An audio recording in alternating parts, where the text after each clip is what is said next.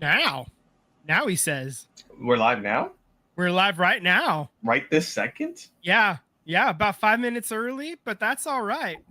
We're ready to go. Let's go. LFG, right? Yeah. Well, welcome everybody to the SVT podcast. The S is silent in SVT to this week here. So, Vince, what's going on, brother? Not a whole lot. This past weekend, my wife and I we went out and hiked at the at a national park called Pinnacles. It's about a 2 hour drive down there, 2.5 hours to get back because of traffic. Saw some really cool stuff, and a lot of really cool rock formations. You can go into some caves and stuff. It was pretty cool. Awesome, I got to see some more. I'm doing that kind of stuff now because your boy's in shape enough to actually do that stuff again. Good, man. It's Congratulations. been a couple dozen years since the last time I was at Pinnacles, and it wasn't a national park the last time I was there. So that's how long it's been. So yeah. How about you? What were you up to this weekend? Nothing much, man. Just being a vagrant, We did some bar hopping over the weekend. So Right on. Yeah. And not much. If anybody was out, doing the thing for for your rights and everything, we applaud you for doing all that stuff. And I saw plenty of people out there protesting and doing stuff, and everybody that I saw was being loud and being doing everything the right way and everything, all the stuff that they say you're supposed to do it. Everybody was doing it the way that they were supposed to, and there was no violence from anybody that on our side, at least. So that was great, and I love to see that. And let's keep up that energy. And with that said, we move on to the sports, which is the stuff that we're here to talk about, right? Absolutely. So this week we're pretty chocked full here. We've got basketball here. We've got some big basketball news going on here. We've got some Bay FC for you, some soccer news, and some stuff to gear you up for the upcoming Olympics. And can't forget about hockey here as well. So we got the Stanley Cup date here for you. So without further ado, Vince, if you'd like to get us rolling here. All right, so let's just start with the NBA Finals. Over the past week, there was 2 games played in the NBA Finals. The Pacers took Game 3, like I said they would. They get the 9-point win over the Thunder, 116-107 on Wednesday. Then on Friday, the Thunder come back and take Game 4, 111-104. So the series is tied, 2 games apiece. They are tipping off Game 5 in about 10 minutes or so, I think. Yep. That game is tips off impending soon, and winner of Game 5 goes on to win the series. When it's tied 2-2, that team goes on to win, I don't know, something like 83% of the time or something like that. It is a decisive game. So like winning this game matters a lot. And last week I said that I believe that the Pacers would win Game 3 and then wouldn't win another game the rest of the series. Let's just see how much of an oracle your boy Vinny G is. So we'll see. So it wouldn't be the first time I went full oracle on this show, let alone in anything else. So yeah, we'll see. Certainly the Thunder are hosting this game. They certainly earned that right to host Game 5 and Game 7 if necessary. Hi, Papa G in the chat.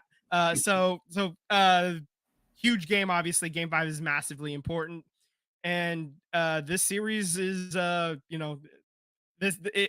all turns on this right now. And obviously the Pacers. I think we said it would be a lot more fun. I think if the Pacers do end up winning this series. And I think a little part of me hopes that the Pacers kind of get it done, even though I think it will end up being the Thunder that do get the job done. There is a part of me that kind of wants to see what happens if the Pacers actually do make it happen, So what do you think? Yeah, I'm a big Pacers supporter in this NBA Finals. Nothing against Oklahoma or anything. I think they got a young team, and it's just something about. I'm not a big fan of people trying to exaggerate plays to get calls. So that to me is enough for me to vote against the opposing opposition here. So Pacers here for me, man. Also, too, Halliburton was almost a Warrior, and also the fact that he was a King here for a minute until the Kings decided to do King things. So yeah, I mean, but both Sam and I said it last week. We don't really have a dog in this fight, you know. Mm-hmm. I mean, like I don't really have anything against either.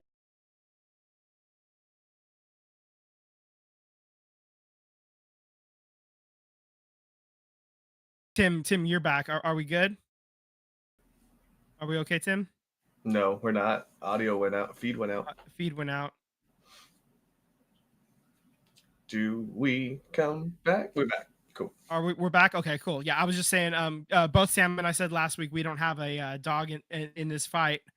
And, you know, I just, we just hope that both teams have fun, right? And yeah. Game 5, series tied 2-2.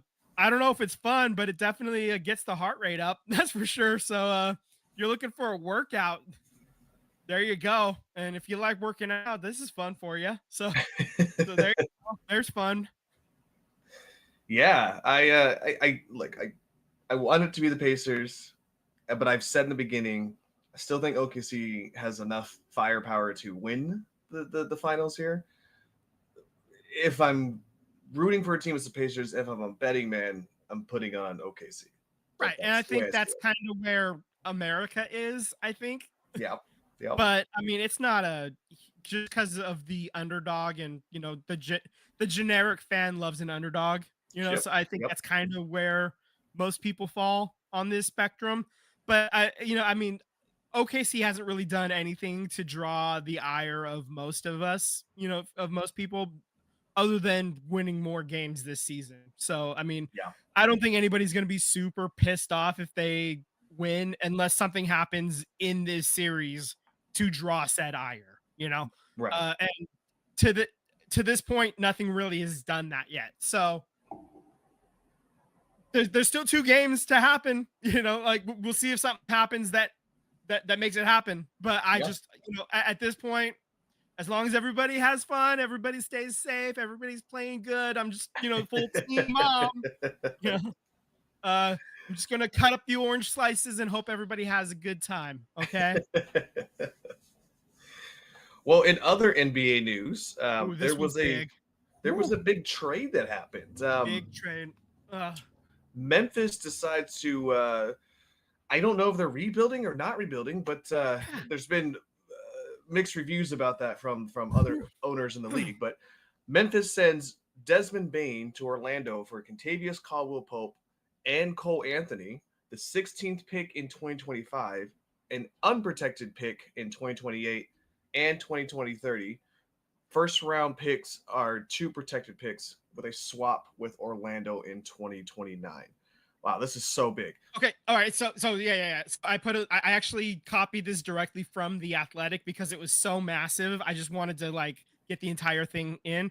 Okay, so also there's an unprotected first in 2026 that could be Orlando's, but may be involved in a complicated pick swap. So here we go. That swap merits its own analysis. Red leather, yellow leather. Okay, here we go.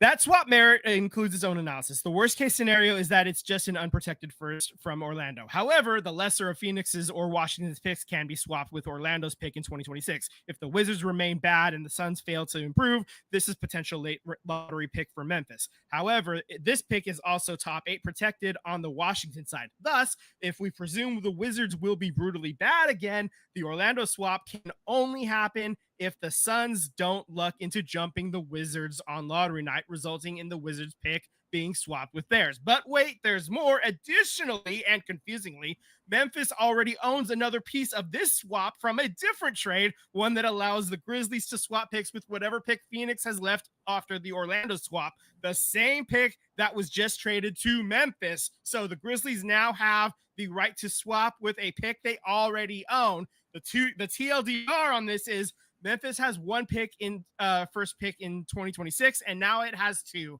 This pick is most likely Phoenix's, but maybe not. So the merit is that, okay, if the Suns jump Orlando in the lottery, right? Is that how I'm sorry, not Orlando. If the Suns jump the Wizards in the lottery, that's correct, Yeah. right? Yeah. Then the Suns get the pick, thus making Grizzlies one of their 2 picks null and void to them. Or is that how that's working? No, Or if I think it's they let's see, it's so weird. I think they swap with the Wizards if if the Suns jump the Wizards, then they swap with the Wizards. If the Suns do not jump if the Suns do not jump the Wizards, it's the Suns, but I think they already kind of own the Suns pick at one point. So it's super weird. So like, okay. yeah, it's super convoluted, and that's why I decided to read it in a super funny and weird way, because it's super odd. But they don't get to pick. I'm sorry, let me rephrase that. They don't get both of them. They get to pick. No. They're getting one. They're getting an extra pick at some point. So they're getting a pick swap, and they're basically just getting another bite at the apple, I think, is what it is. Got it. So now it's they're locking in that they're definitely getting they're getting 2 second first round picks in 2026. Now it's just a question of when it is, and it could be Phoenix's. It might be the Wizards. It could be Orlando's. It kind of depends who finishes where after the draft lottery. Is so it could be one of those 3, or or something else even weirder happens. I don't know. So okay, yeah, it's super weird. That's why it's convoluted, and I don't think anybody really knows. I think there's a secret 80th thing that it could be. Got it. It's most likely okay. I see what's you don't happening. got it. Nobody got it. So most likely what's going to happen is the Wizards are going to suck again, right? Yeah. So the most likely scenario is that the Phoenix pick is going to go to Memphis. That's the most under most circumstances, that's what's going to happen. But there are scenarios where that isn't the case. And if Phoenix ends up being bad enough and they're able to jump ahead, then it gets real weird. Okay? So that's the easiest takeaway here. The only thing that could throw a wrench in this whole entire thing is if Orlando, who was a playoff team this year, has some catastrophic year and ends up becoming worse than the Wizards, which then the Wizards will then do their swap pick, and then that will null and void that pick option for Memphis, because you're basically banking that the Wizards are going to be so bad because they can pick swap with Orlando, right? If they could be like, oh, Orlando's worse than us, we're gonna swap our protected pick with them. I mean, they're gonna take that upper pick. Well, no, it's also based on the Suns getting lucky enough to jump ahead of the Wizards too. Right, in Memphis's case. Yeah. But I'm saying the only thing that could throw a wrench in this is that if Orlando just had a catastrophic year and ended up being worse than Washington. Well, I don't even know if that matters. I don't even know if that part of it matters. It may not. Because it says Washington picks can be swapped with Orlando's pick in 2026. But you would basically, that wouldn't happen because Orlando's going to be better than Washington. Yeah, it probably wouldn't. But yeah. So I mean, there are instances. Maybe somebody else. Maybe there's another trade that happens where that pick ends up going elsewhere too. I mean, or something. I mean, I'm honestly not even 100% sure. Like I said, I copied this directly from The Athletic because somebody way smarter on the NBA salary cap and the NBA trade like all that stuff wrote this, so I had to take their word for it instead of me trying to figure it out myself. I'm not an NBA lawyer, so what I think is crazy, right? Desmond Bane going to Orlando is it's fine. It's whatever. I don't see where that improves Orlando's that much. You get a 3-point shooter, I guess. Yeah, I mean, but career 41%, sure. Yeah, I mean I think that helps them a little bit. They needed somebody who could shoot. But the crazy thing is it's not JJJ, it's not John Morant, and they it's a salary dump for Memphis is what it is. Right, but Orlando gave up 4 firsts. Yeah, but Dallas gave up. But yeah, Dallas gave up Luka for only got 1 first back. Are you kidding me? That's so crazy. Like no offense to Desmond Bane, but if I'm doing 4 firsts, I'm getting JJJ in the mix. You know what I mean? Yeah, I'm getting JJJ's coming with along with Desmond Bane. Yeah. Yeah. That's crazy. Bonkers. I don't know. That doesn't make no sense to me. I mean, I get where they're wanting more, 3-point shooting. Cole Anthony was a smaller guard, couldn't defend certain positions. KCP is a lot older. I think he's pushing 35, 36, something like that. The finals are underway, by the way. They just kept on. So but in no way do I think Desmond Bane is worth 4 first. No, absolutely not. No, I mean, the NBA Twitter and NBA Blue Sky and NBA threads have been just going off on this trade.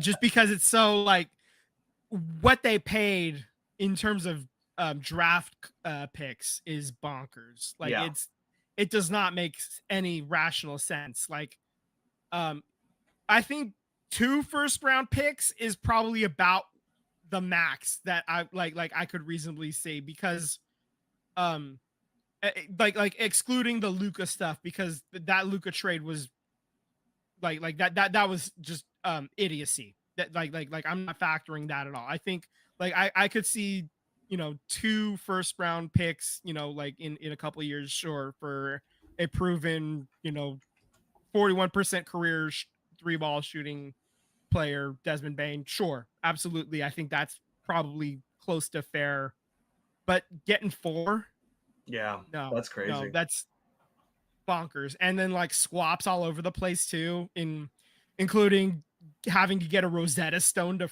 freaking read one of them. No, but so I don't want to be on this for too long, but if you are Joe Lacob and you see Desmond Bane go for 4 first-round picks, what is Kuminga worth? You know what I mean? Like, can you get? He's worth an Infinity Stone. Can you get 2 firsts out of this? Can you get 3 out of this? I mean, Desmond Bane went for 4 firsts. Granted, some of them are lottery picks, and it's going to take a lot to make some of those work out. But they still got 4 first-round picks. What is Kuminga worth? You know what I mean? So to a team that probably seems that they can unlock his potential more than the Warriors can. I mean, maybe they think that he is playing in a wrong fit and scheme for his play style. You know? Yeah, I don't know. So, I still think as it stands right now, like I mean, they're still talking about like the plan is to keep Kuminga, and whether that is actually the plan or they're just saying that to keep his trade value high. Either way, we have. I'm going to operate under that assumption. They're gonna. They said they're going to give him a qualifying offer, meaning he's going to be a restricted free agent. They're not doing an extension. So no. So I mean, yeah, like if they're operating under the assumption that he's going to be here next year is what it is. So could be, but I mean, if you're giving just a qualifying offer, anybody could, say anybody could come in and try to match, sure, but like when you're a restricted free agent, that means you're at least you're having you're at least giving yourself the wiggle room to keep somebody. You're at least giving yourself the chance to keep him. So and that's it is a way that you could that the league allows you to keep somebody for 8 years with team control, basically. Yeah, I just think I think that's where it is. Them giving him a qualifying offer is a little nerve-wracking for me, given the fact that who's to say Utah doesn't want to come in and say, I'm going to give you X amount of dollars, or Brooklyn, I'm going to give you X amount of dollars, and we can't match it because we don't have the money to do it. So I don't know. It's going to be an interesting offseason for the Warriors too, but just 4 first rounds just makes you think, what the hell is Kuminga worth? If you could do a sign-in trade, like what would he be worth, So anyways, we're not there yet. I'm not going to worry about it. He's worth the 5th element, he's worth a multi-pass. I don't know. Yeah. Well, on the other side of it here, our girls played the Valkyries. That's right. They're on a bit of a heater right now. They have the longest active win streak in the W. You take out those 3 losses to the top 2 teams in the W, they're 5-2. Like they're 5-5 right now on the season.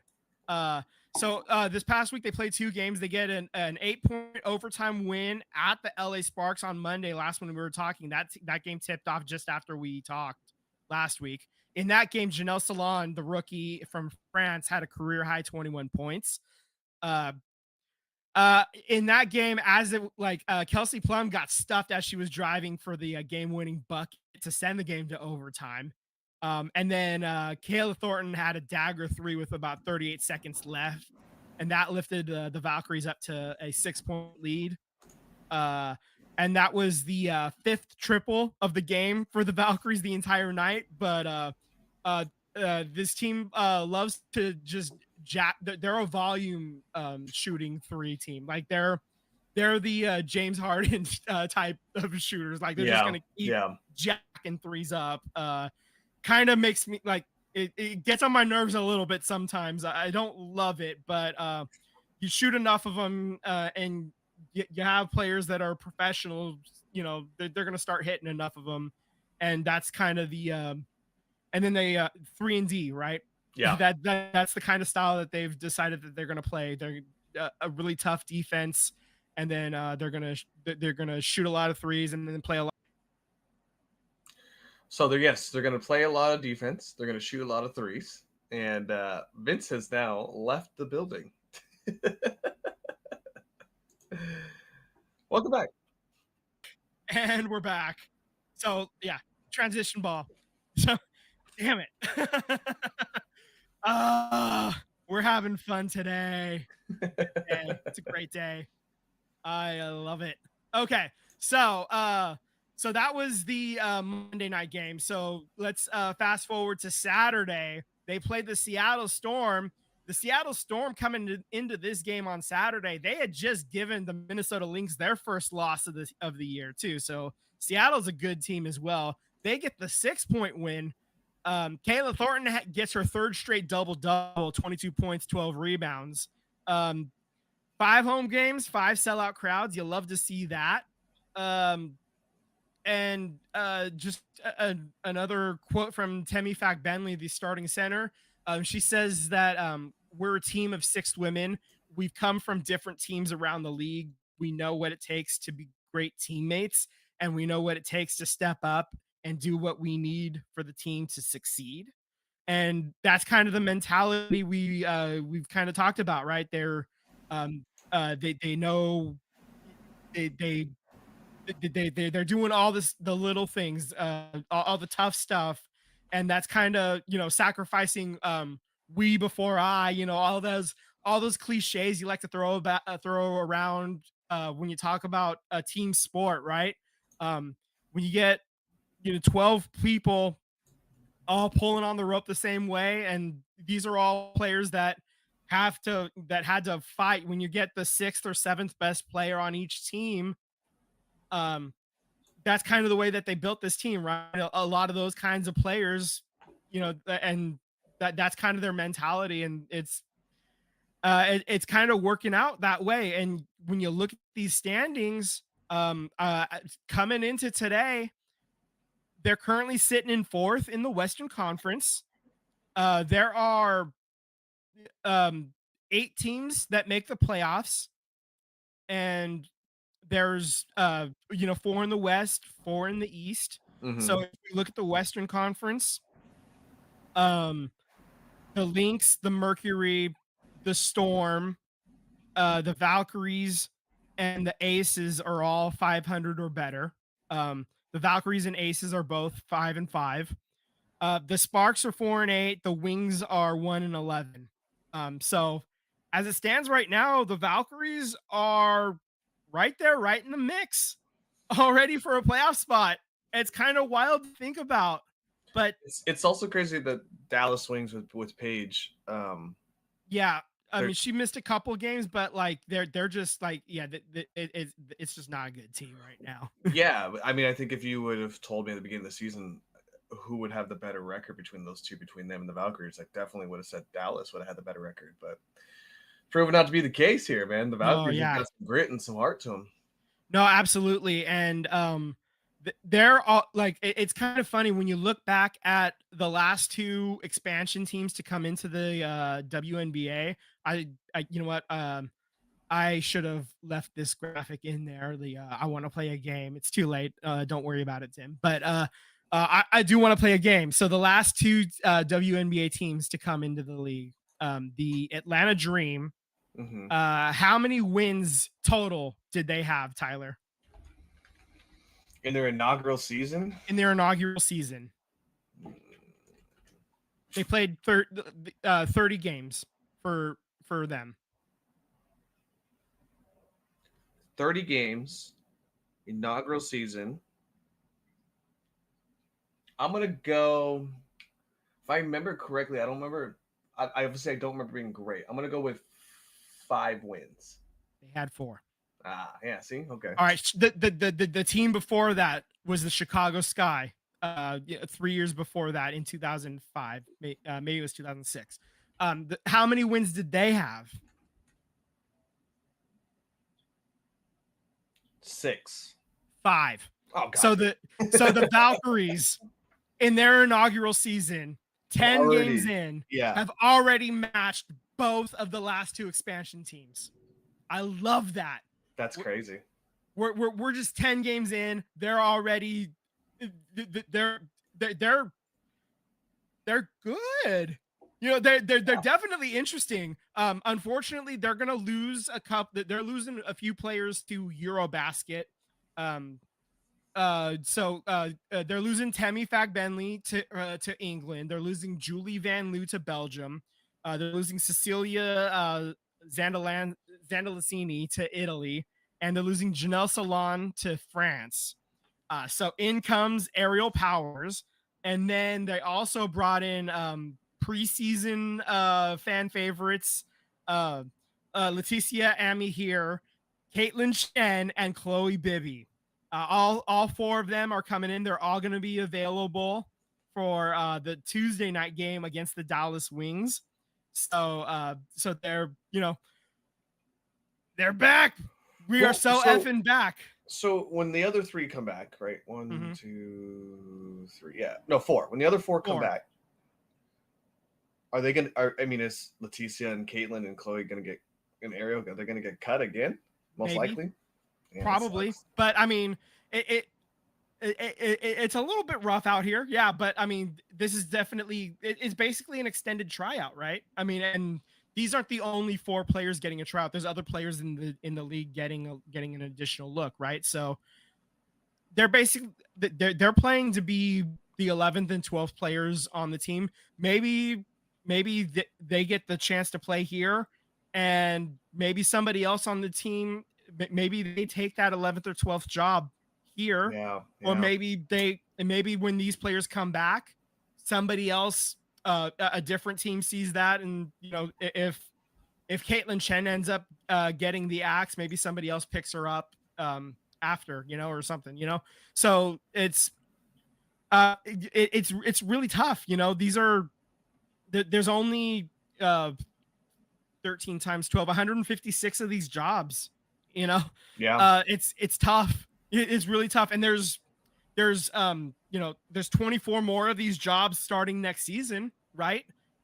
With 2 more expansion teams coming, and then another 12 coming in a couple years after that.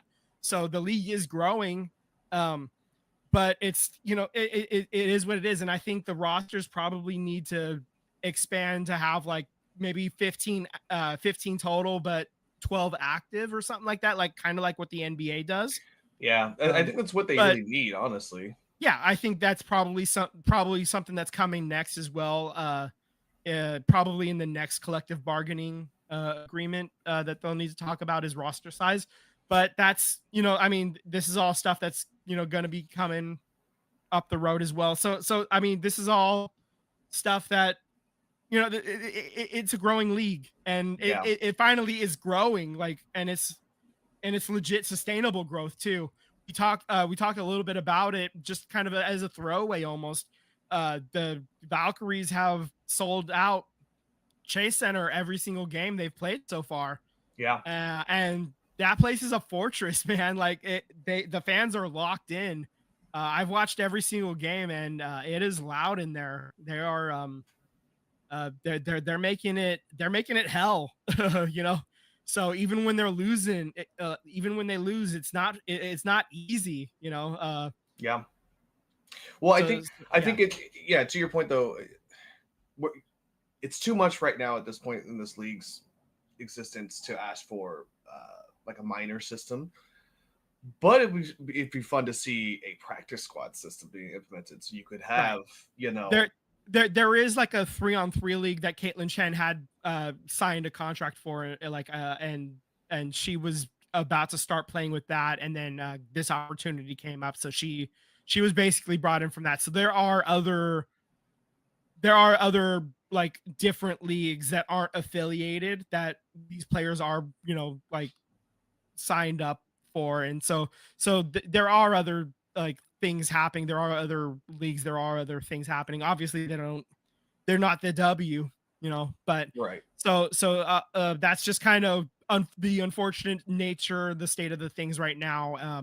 But the improvements are coming. Yes. It's a little bit slower, but they are, the improvements are faster than they have been. Yes. You know, and I'm glad that the improvements are coming. They, like I said, they're not fast enough, but they are a lot faster than they have been. And I think that is, at least we have to give at least a little bit of a tip of the cap to that, at least that yes, that it is getting better, and it's, you know, that's good. You know, at least that part is good, and it's important to at least acknowledge that it is getting better, and there are more jobs coming, and maybe there's, like I said, the next collective bargaining agreement roster size is almost certainly going to be up for discussion. I would have to think. Yeah. All right. So upcoming games, they got 3 games this week. You have the Dallas Wings coming in on Tuesday. Excuse me, they're going to Dallas. They're at Dallas.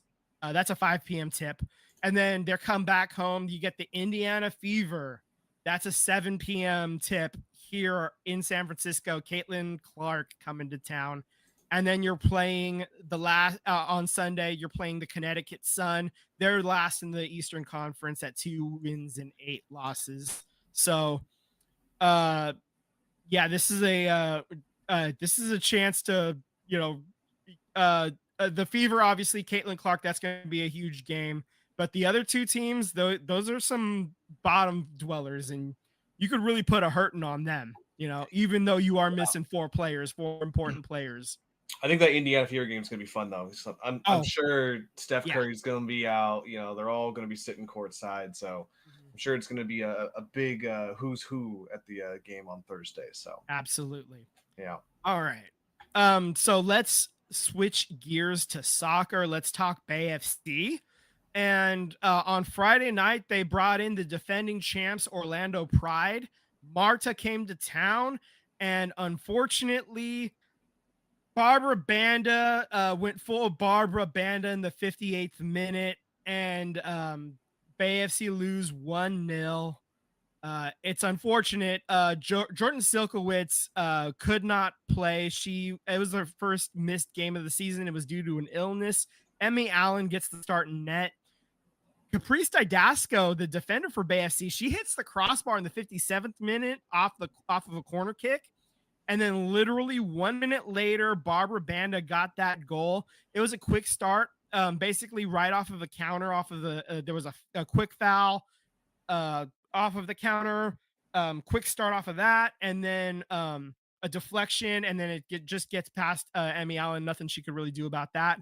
The final 25 minutes, though, of plus another 9 minutes of stoppage time, Bay FC was relentless.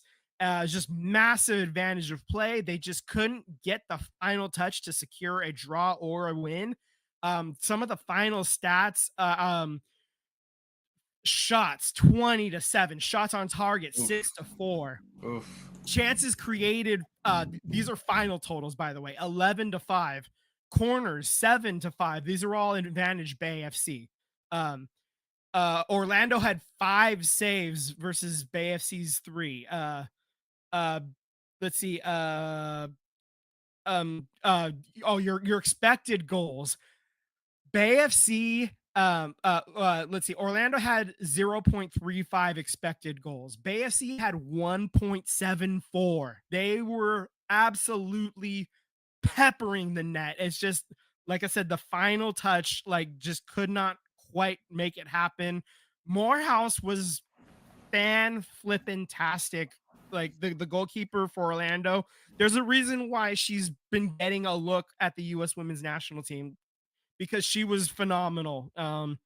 And there's Emily Sams, one of the defenders on Orlando. She's been getting time at the national team as well, and they're so good on defense. And Bay FC was so good for the last 35 minutes, basically. Like, the ball was basically entirely on the offensive end, and they just could not find the final touch and get it past, man. It was frustrating that they couldn't get the final touch, but that's soccer, Yep. Like, unfortunately, that's soccer sometimes. And I you live with that sometimes. It sucks. And because they lose instead of draw, they fall to 9th place in the NWSL. That's out of a playoff spot as it stands right now. Unfortunate. Side note, Kelly Hubley played her 100th career appearance, so stick taps for her. She's a longtime Portland Thorn. This is her first season with Bay FC. So good for her. She came into the game the prior week as a substitute for an injury for Joelle Anderson. So that was her 99th. This was her 100th. Other news for the NWSL, they announced where the championship game is going to be played. Oh, look at that. It's in San Jose, California at PayPal Park, and that game will be on November 22nd at 5 p.m. So that's kind of cool. Tickets will go on sale in August. So if Bay FC can get their act together and get some more wins, get into the playoffs, string together some wins in the playoffs, maybe they can play at home in a championship game.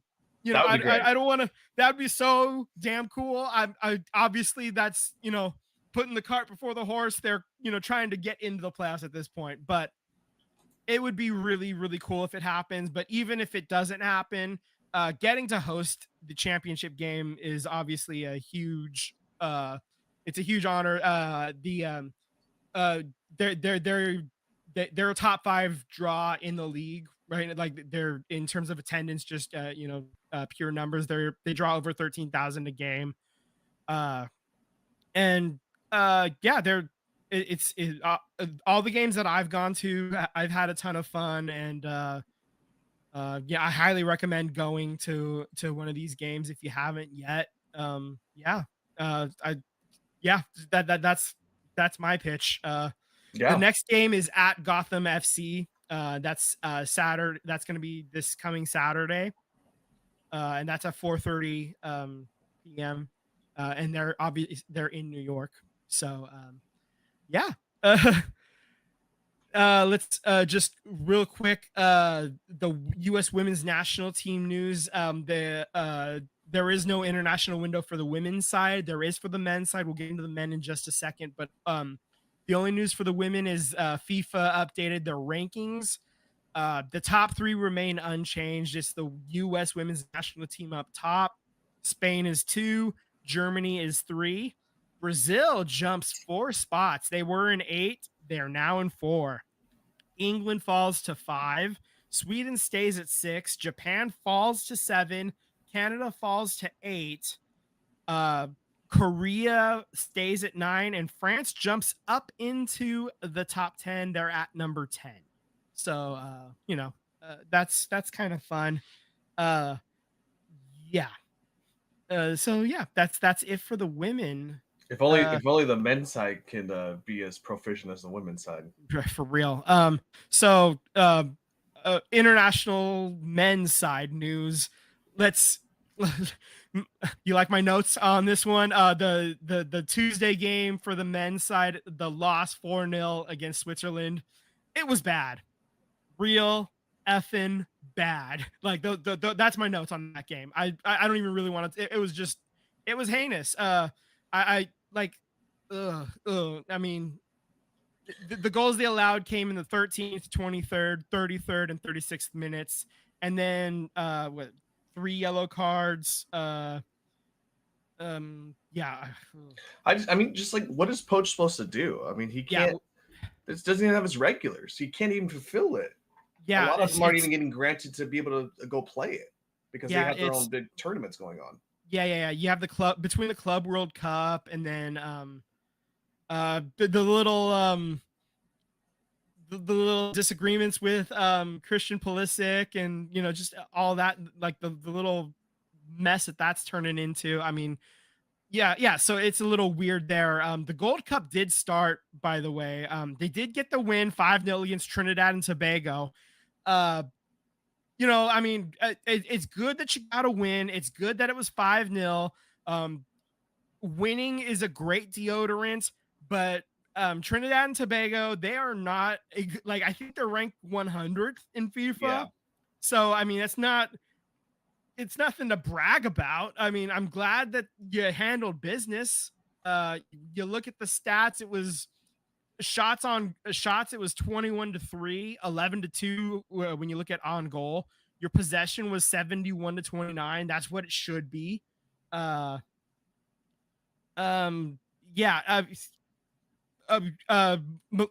Tillman got 2 goals. He was your player of the match. I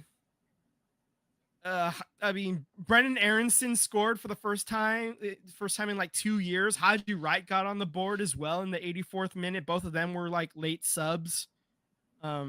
So good on them. But it still boils down to, like, Poach doesn't. He's literally B and C stringers are on his roster right now at this point.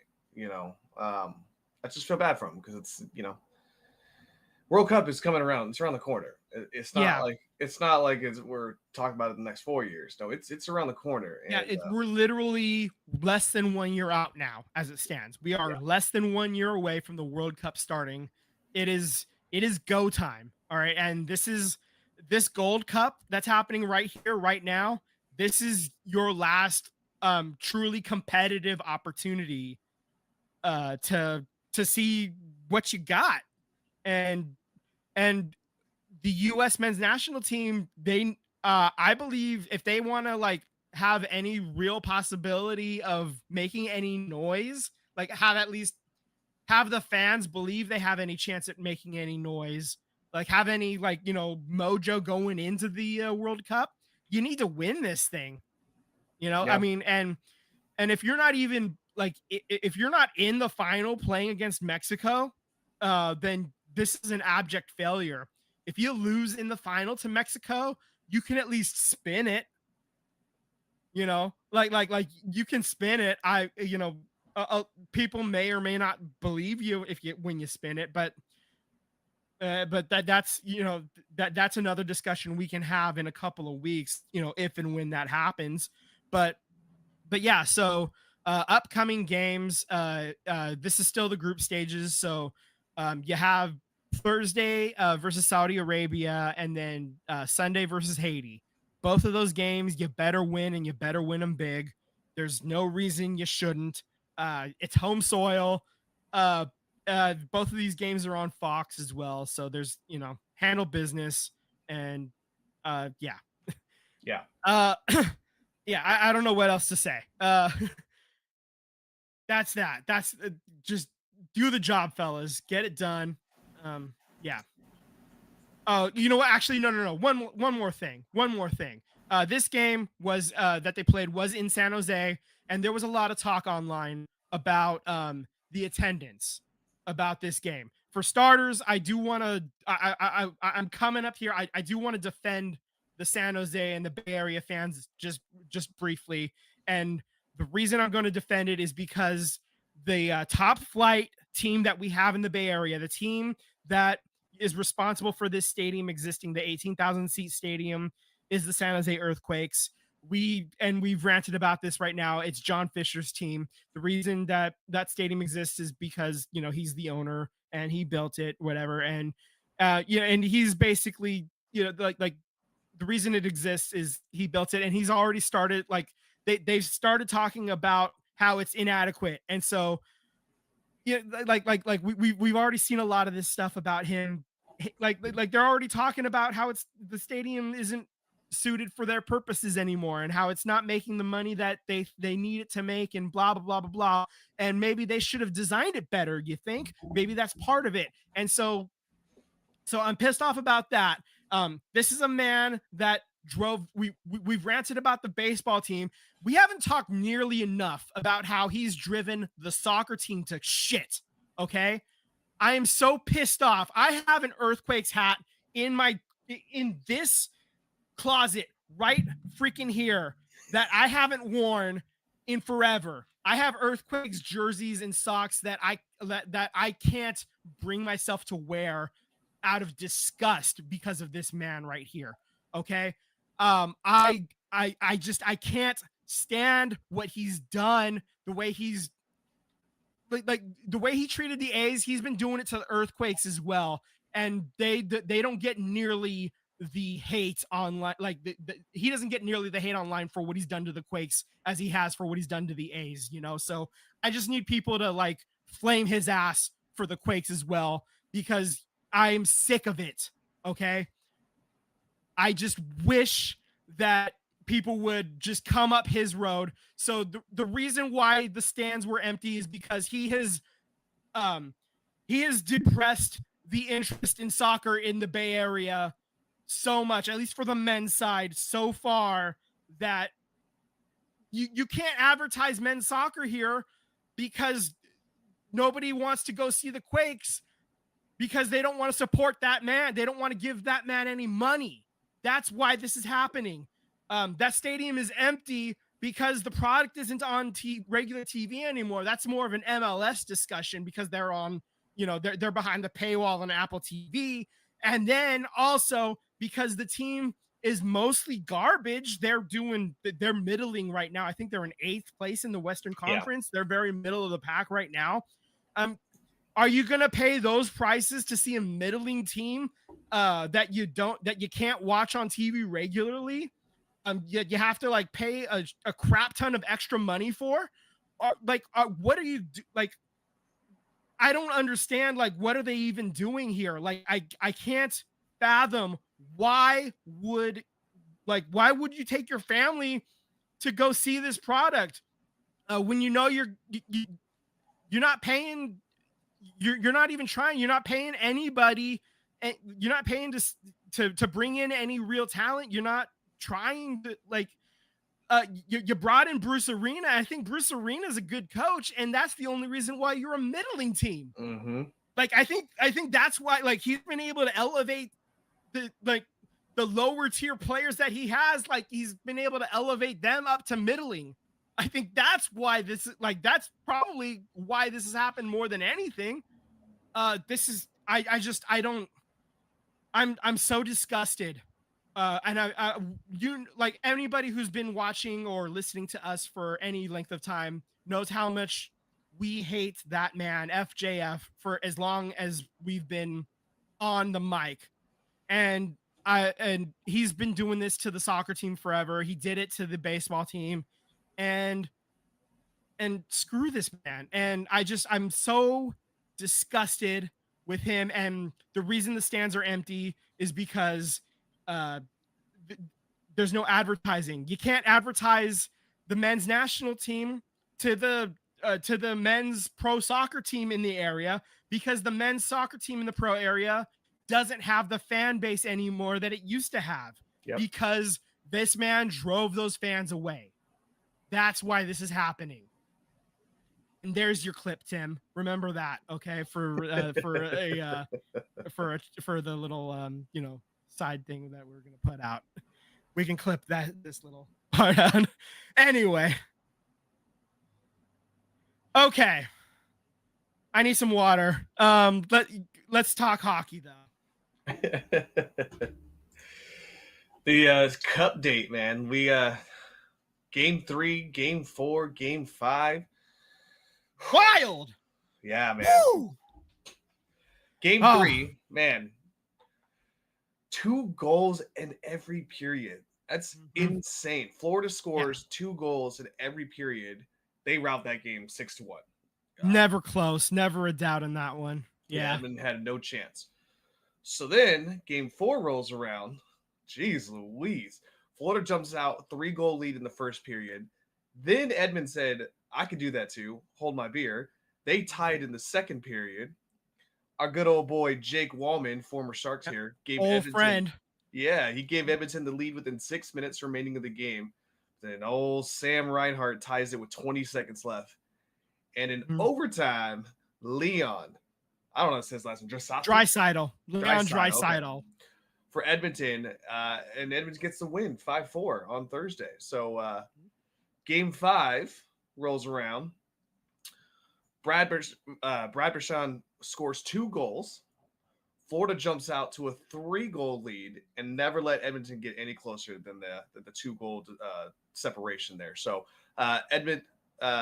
Florida wins it here 5-2, and they can close out the series on Thursday. So we could on Tuesday. I'm sorry. We could see you and I agreed that we're not going to root for Edmonton. So we could see Florida win this on Tuesday here. So tomorrow. And if Edmonton staves off elimination on Tuesday, they'll host Game 7 on Friday. So that gets really interesting. If Florida doesn't close it out in Game 6, then it gets real dicey. Again, I don't know if it's the exact same percentage, but winning Game 5 like Florida did, you then get to especially if you get to host Game 6, your chances of winning the series go up astronomically. So they are in the driver's seat, and they're hosting that Game 6 at home. So you definitely want to lock it away if you can. So yes, absolutely. Awards are out, huh? Yeah, it is award season. Okay, so unfortunately, Macklin Celebrini loses the Calder Cup. The Calder Trophy, to Lane Hudson of Montreal, the defenseman, and Dustin Wolf was the goalie in Calgary. He was the other finalist for that. Local boy, Dustin Wolf. Yeah, unfortunate. But when you look at it on a points per game basis, Macklin Celebrini was the better, had the better points per game and everything. But just sheer counting numbers, Lane Hudson had slightly higher numbers. And if Macklin hadn't been injured to start the year, hadn't missed those 10 or 12 games at the start, we'd be having a different discussion here. But the Sharks get screwed again out of another Calder Trophy. Unfortunate, but we move on, and we'll just have to settle for Hart trophies and Stanley Cup Finals trophies going forward. That will be our recompense going forward. That's how we will that's how we'll settle this score. Connor Hellebuyck, the goalie for Winnipeg, becomes the 5th goalie ever to win both the Hart and the Vezina. The Hart is the MVP trophy, and the Vezina is the top goalie trophy in the same year. Okay, so that's fun. That's a fun fact. The Kings, the LA Kings center Anze Kopitar wins the Lady Byng Trophy for the 3rd time in his career after taking just 2 minor penalties in 81 games this past season. He also won it in 2016 and 2023. And the Lady Byng Award is it's awarded annually to the player who, quote, exhibited the best type of sportsmanship and gentlemanly conduct combined with a high standard of playing ability, as voted on by the Professional Hockey Writers Association. For those of you, like Patrick Marleau is a Lady Byng type of player, like a guy that doesn't take a lot of penalties and plays, gets a lot of goals and like a lot of that kind of stuff. I think Macklin's going to be the same way. Macklin's going to be that type of guy. Macklin probably is going to win a couple of Lady Byngs in his career as well. That's the kind of that's what we're looking at. So Anze Kopitar, he earned it, man. You only take 2 minors the entire season, 81 games. Yeah, stick taps for that guy. Colorado defenseman Cale Makar won his 2nd Norris Trophy, league's top defenseman. That's the Norris Trophy. He also won it in 2022. That was also the year that the Avalanche won the Stanley Cup. Washington head coach Spencer Carberry wins the Jack Adams Trophy as the league's best head coach. Alex Ovechkin and the Capitals team that finished as the top of the East when they were expected to be a fringe playoff team kind of helped make that happen for the second-year head coach. Columbus Blue Jackets center Sean Monahan has been awarded the 2025 Bill Masterton Memorial Trophy. This award honors Monahan as the, quote, player who best exemplifies the qualities of perseverance, sportsmanship, and dedication to hockey, as voted on by the Professional Hockey Writers Association. And he was basically like he came to Columbus to play with his best friend, Johnny Gaudreau. And after taking some time off, he comes back after the horribleness that happened with Johnny Gaudreau and his brother in the offseason. He comes back, has a hell of a season, and Columbus almost makes the playoffs. They fall just short, but they certainly made a run out of it, and a hell of an effort. And Sean Monahan certainly had a huge say in that as well. So, and Nikita Kucherov has been voted the NHL's most outstanding player by his peers. Tampa Bay Lightning winger was honored with the Ted Lindsay Award after leading the NHL in points for a second straight season. Okay, and we have a massive trade in the NHL as well. This will become official once the league year starts at the beginning of July.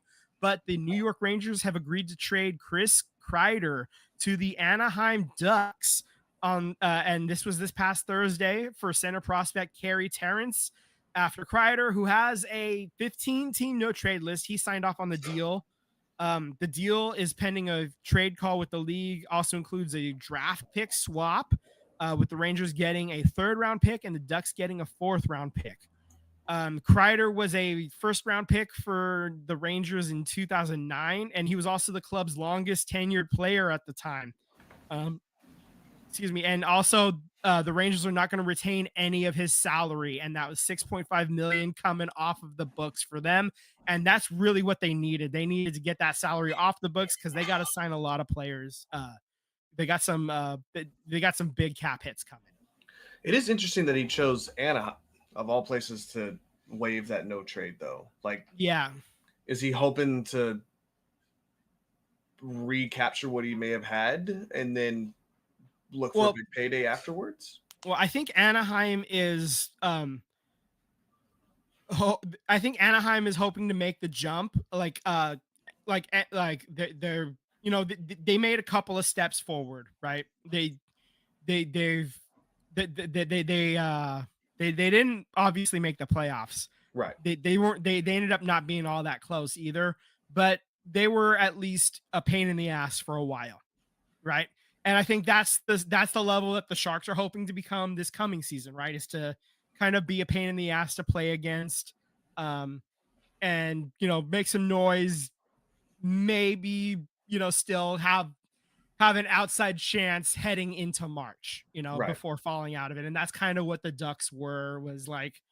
You can't really officially eliminate, you can't take them off of your playoff board until March, I think that's what the Sharks kind of hope to do this year. And I think the Ducks are hoping that this coming year, they're hoping to fight for a playoff spot if their rebuild is advancing according to their plans.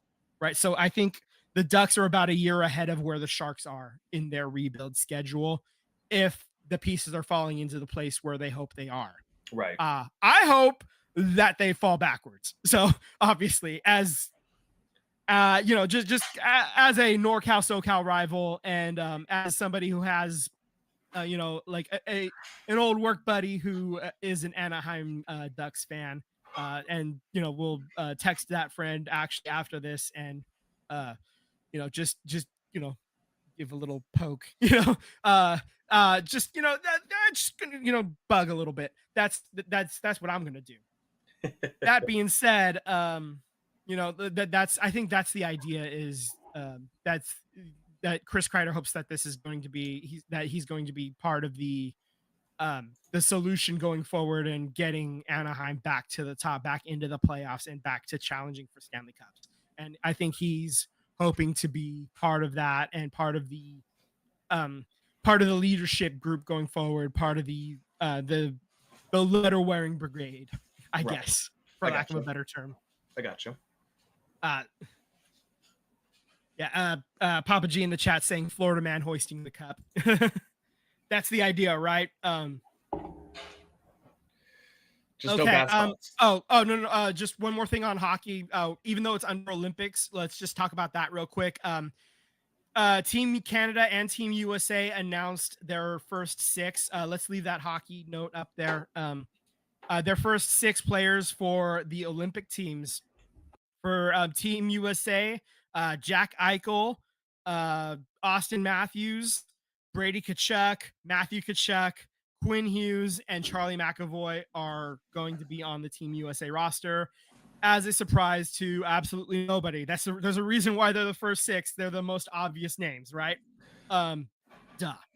Brady and Matthew are going to start so many fights. Yeah, it's going to be so fun. As for the Team Canada, your first 6 are Connor McDavid, Sidney Crosby, Nathan McKinnon, Sam Reinhart, Cale Makar, and Braden Point. Duh. Okay. Macklin Celebrini kind of has an outside shot of making this Team Canada roster. Man. Like he's kind of on the bubble. He'll be 19. So he'll be real young. Like that's why he's on the bubble. But like skill wise, he's right there. He's gonna be in the mix. It might happen. It would not surprise me if it does. Like especially the way that him and Sid they played together in the World Championships this past month over in Europe, and they had a connection, man, and they were they played really well together, and that might help. It certainly didn't hurt his chances. So you never know, and I think that I you know what? Screw it. I'm calling it right now. He's making the team. He's making it. I think he will make it, honestly, because not just Sid the Kid, but Connor McDavid too was vouching for him. So I mean, he had a lot of Canadian players in this last World Championship that I think they're gonna stick their neck out for him to make the roster. Yeah. It's about 6 months early. I'm calling it 6 months early. Macklin Celebrini is gonna be on the Team Canada roster. So there you are. Book it. Okay, so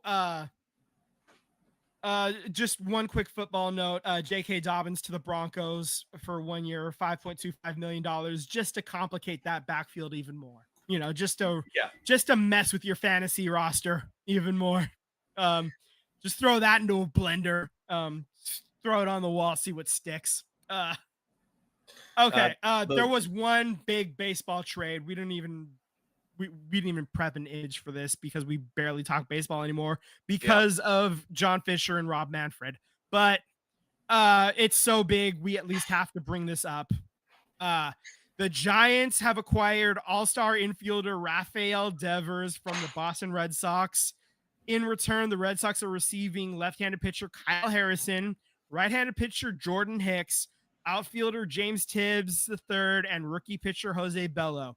The Giants are also assuming the remainder of Devers' 10-year, $313 million contract. So Devers is that's a big bat that the Giants probably needed. That's a team that always needs a big bat, right? Well, the Giants, if they had did their work against Colorado, if they had won all those games, they would have been tied for first. So they're right there. They're right there in the standings. They're within shouting distance. The Dodgers and the Giants, they're all in the mix there. So do I think that they're going to win the division? Probably not. I think it's going to most likely come back down to the Dodgers winning it again. I think they just have too much talent. But could you fight the Padres for the wild card spot? Could they both be in the wild card spot? It's possible. So absolutely. They're definitely doing what they got to do to get this fight here. One thing about Rafael Devers which was interesting is that it's been an ongoing drama in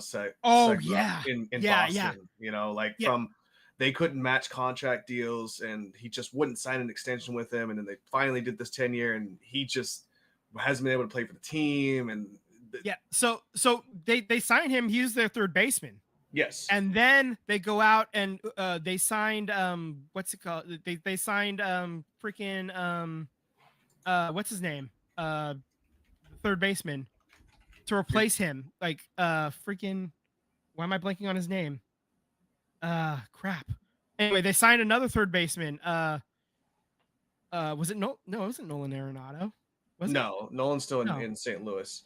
No. It was freaking the guy we hate. Well, From the Astros. Why am I drawing a blank now? Bregman. Yeah, I know. What? Bregman. Yeah, they signed Bregman, right? Yeah.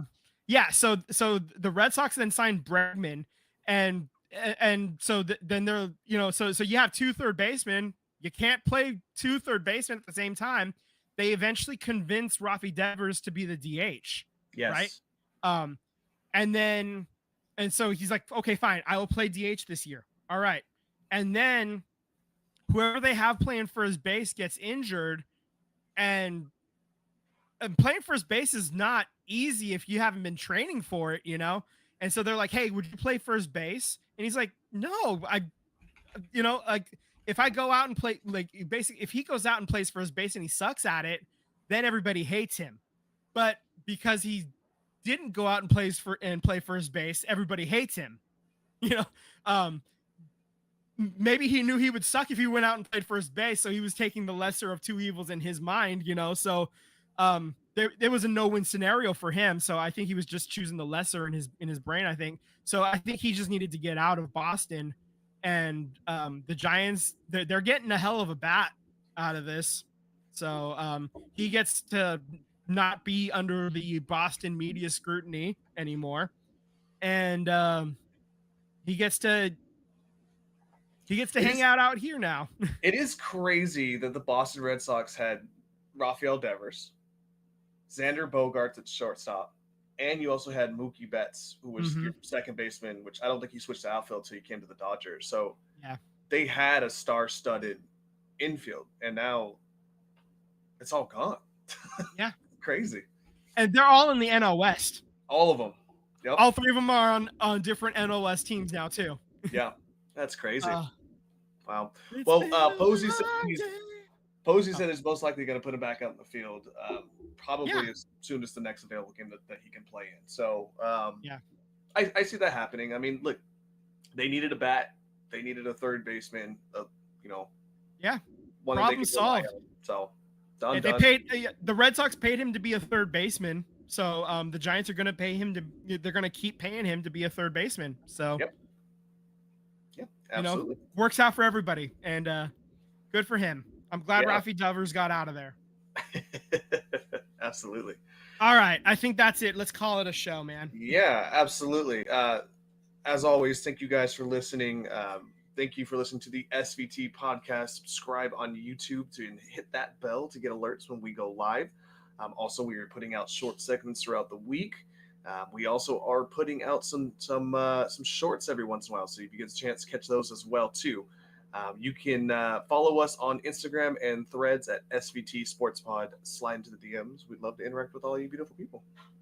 FJF.